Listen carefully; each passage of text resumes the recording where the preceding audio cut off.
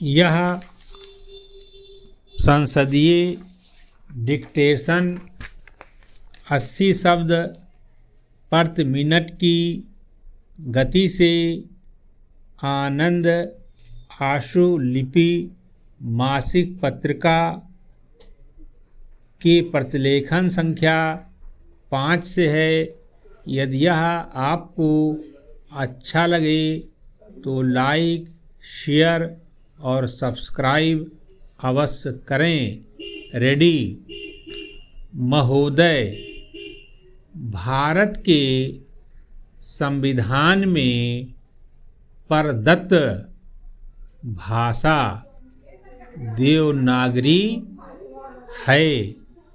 इसी देवनागरी भाषा को राजभाषा कहते हैं।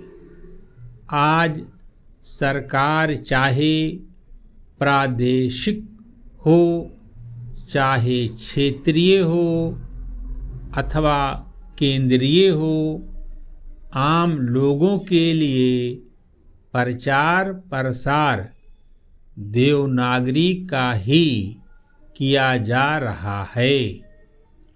और बात भी ठीक है। जब तक किसी देश में एक बोलचाल की भाषा न हो तो वहाँ भाषा के लिए ही द्वंद्व चलता रहता है।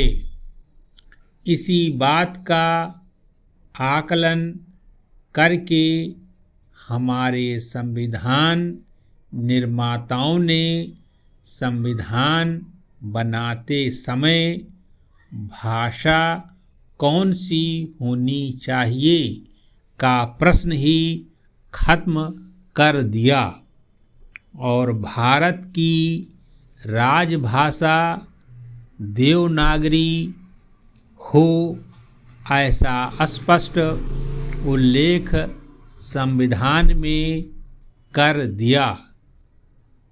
वैसे तो भारतवर्ष में 80% लोग हिंदी जानते हैं, बोलते हैं तथा लिखते भी हैं, लेकिन फिर भी हिंदी को राजभाषा का दर्जा नहीं मिला, क्योंकि हिंदी भाषा कहीं कहीं इतनी क्लिष्ट हो जाती है कि उसको समझना बड़ा कठिन होता है। इसलिए उस भाषा को राजभाषा बनाया जिसमें सभी भाषाओं के शब्दों का समावेश हो सके, और वह है देवनागरी भाषा। पैरा, इसे देवनागरी लिपि भी कह सकते हैं।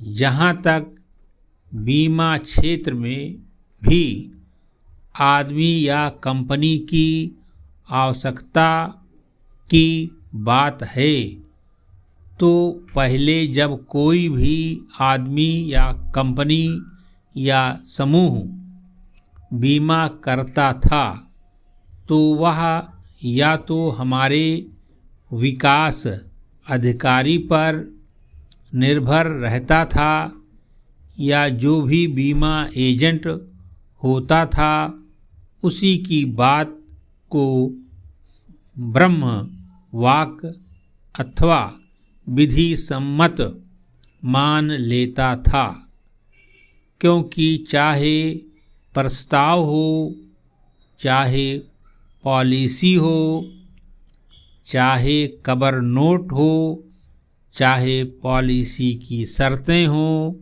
यानी बीमा संबंधित जितना भी साहित्य था वह अंग्रेजी में ही लिखा और छपा हुआ था, और उसे अच्छी तरह से समझने वाले आज भी 2 प्रतिशत से ज़्यादा नहीं हैं।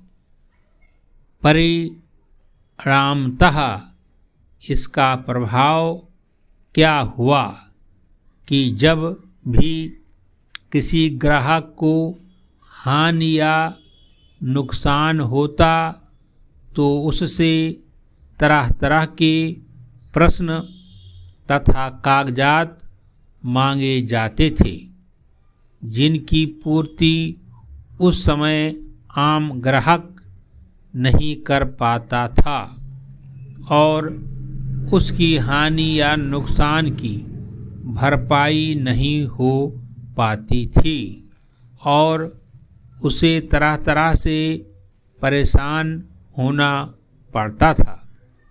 और ग्राहक के मन में यह धारणा बन गई थी कि बीमा कंपनी से हानि या नुकसान होने पर पैसा लेना बड़ा कठिन कार्य है।